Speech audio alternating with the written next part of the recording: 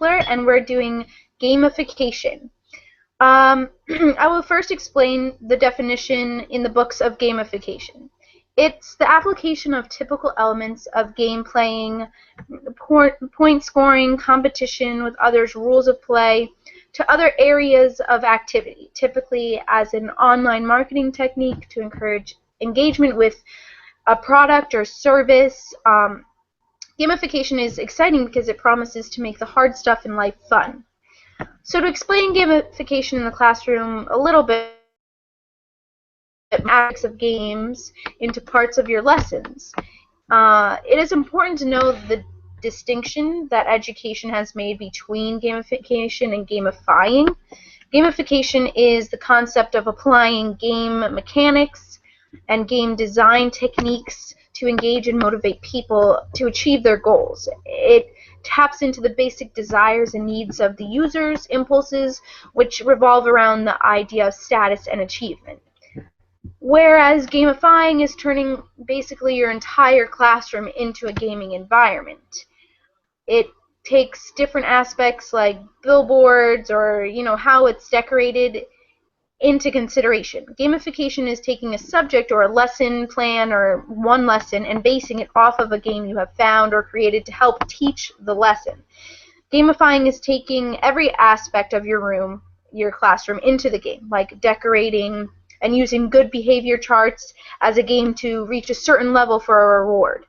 Gamifying can sometimes be overwhelming and too much for one classroom, where the children won't take certain lessons or even learning seriously, but gamifying can also be extremely helpful in younger age classrooms, such as kindergarten, even first grade. Gamifying the entire classroom can be extremely productive in grabbing younger children's attention and wanting to learn. But gamification, however, can be useful in all grades when giving kids ultimate rewards of knowing how they are doing, and their current progress is very important to know from a student's standpoint. Here I will show you a list of things that are important to include with gamification when you're using it in your classroom. So we'll pull it up here and show you 10 specific ideas to gamify your classroom. Make students co-designers. It's extremely important to make them co-designers because they feel important in the process, and they also learn new things about it, being creative and getting those juices flowing. Also, second chances and third chances are important because it gives the students reassurance that they can do better and they can learn the material, whereas tests is a one and done kind of thing. It also provides instant feedback, which is also important to show the kids what they're doing wrong or what they can do better. Make progress visible. When you're using a game, make sure your progress is visible in the game, because it's important to the students to know that they are either moving forward or they're not going fast enough, they're not grasping the material. Also, create challenges or quests, because it's important to get them involved and get their brain flowing with different information they might not have thought of before, and they could help you come up with those things. It gives students a voice and a choice, which is very important in today's classrooms, where we're starting to listen to students more and what they want to do in life and how they want to incorporate learning in the classroom. Have students it offers individual badges and rewards, which is important also because they see instant gratification of what they're doing and they're learning. It has students design an achievement system. So if you reach level 10, you can get 10 minutes of playtime today, or whatever it may be. It motivates them to want to do better and learn more about the subject. Also, implement educational technology. We're trying to implement more technology in the classroom, and this is a great gateway to do that and help kids learn about more technological advances that are out there. And it embraces failure and emphasizes practice. So if they don't reach level 10 but the kid next to them does, it emphasizes if they try harder, they practice harder, they do better, they learn more about the game, they will achieve that themselves. And these are 10 very important things to include. Now Heather will talk about more. Go ahead, Heather. Thanks, Kat. I'll be talking about the pros and cons of gamification. There are many pros to gamification, and one of them is that it's entertaining for the children. If the teacher finds or creates a very good game, then the student will have full attention and be interested in wanting to learn about the subject matter, and it makes it relevant for the student. The second pro is that it's portable. If students really like what they're learning about, they could play the games at home, and then it keeps the juices flowing and making them learn more about that subject matter. So people at home can watch their games, so it keeps it relevant. Another pro is that it's competitive. Students love to compete. That's what it's about all the time. So once the student sees that they're doing well, the student next to them is going to want to do better, and so on. So once there's a competition involved, every student's going to want to keep going, so it keeps the learning fun and more relevant for the student. For teachers, there's a pro that they can track the student's progress. They can see if a student's struggling, and then they can help them more and teach the subject again, or they can see if the student is doing very well. So that way they can base the games off of how the student's doing and continue to make them either better or know they have to teach more in their lesson. Good point, And Heather. what? Good point. The I last, agree 100% with you. the last I think that it's a good way for teachers to be involved with their students. Okay. And the last pro is that the video games lessen disruptive behaviors. For example, kids don't like sitting behind a desk all day. I'm sure you guys can agree. It gets very boring. Once you play a video game, it gets the kids like out of their seat, gets them like reacting with everyone else and the teacher. So it's very good to get them involved in the classroom. And here are some pictures to show how kids enjoy doing it. Here's one. And you could see that the students are enjoying it, the teacher's involved and very engaged, and you could see it in the child's faces that they're having a lot of fun while doing it. And here's another one. And you could see that the girls are excited and they're competitive and they want to beat each other. But like everything else, there's also some negatives. One negative is that there's frequency problem. For example, what I mean by frequency is that if you overuse the same game, kids are going to know the answers and it's not going to be as relevant as it used to be. Another negative is that the quality. If you make games that look like the following with old graphics, the students aren't going to be excited. You can see that the graphics are low and the kids nowadays have so much good technology and the graphics are boring, they're not going to want to play the games. Another negative is the budget and resources. For example, if you pick a new game with old technology, it's not going to be as exciting for the student.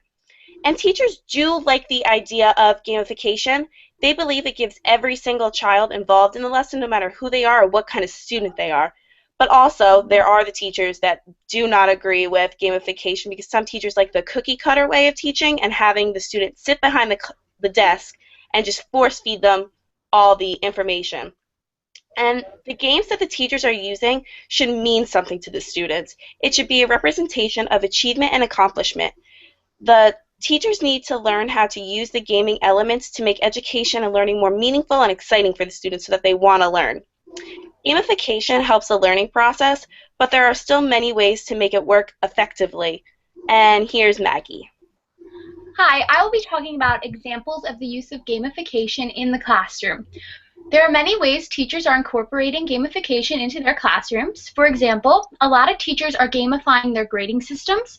One success story of the gamification of the grading system is Lee Sheldon, who is a professor at Indiana University, who completely abandoned grades and implemented an experience point system. Instead of assigning his students a grade at the end of the course, he instead starts every student at 0 experience points.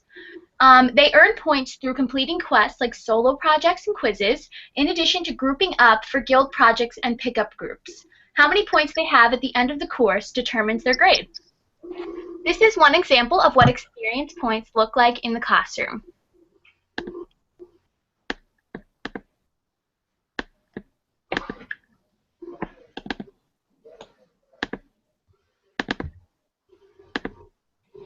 As you can see, there are different levels that correspond to each teacher's curriculum, and you have to receive a certain amount of points to level up.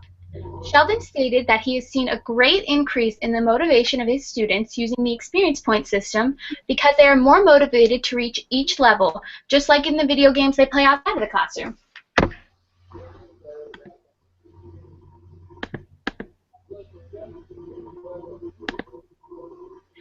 Another way teachers are incorporating aspects of gamification into their classrooms is stirring up a little competition among students.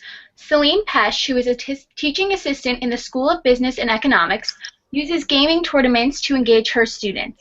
Celine found that the use of the tournament function egged on some competition, boosted their confidence, and got her students more excited about demonstrating their understanding. Finally, the most common way teachers are incorporating aspects of gamification in the classroom is the integration of educational video games.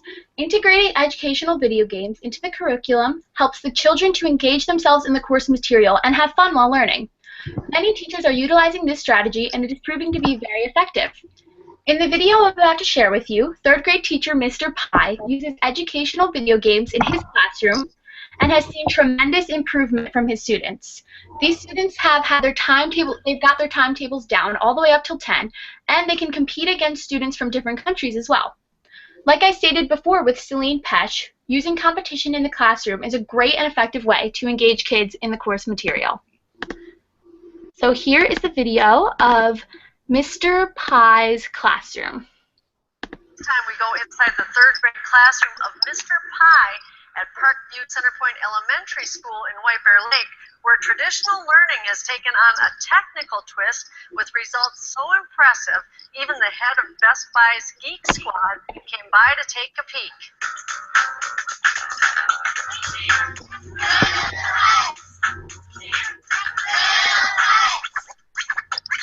What Sawyer and Elder are doing is playing a game called Times Attack. And Times Attack allows me as a teacher to set up my class and have accounts for each student. It all starts here as far as multiplication skills go. And as soon as multiplication skills down, division is down as well. And 80% of my students have multiplication skills to 12 down. What these two students are doing is playing a game called, as you can see on the flag here, Tiana is playing a student from Canada. West flag is on. And which country were you playing? Okay, we don't know which country this is. Oh, Argentina. So that's an Argentinian flag. You know that? She beat the Argentinian by 7-6.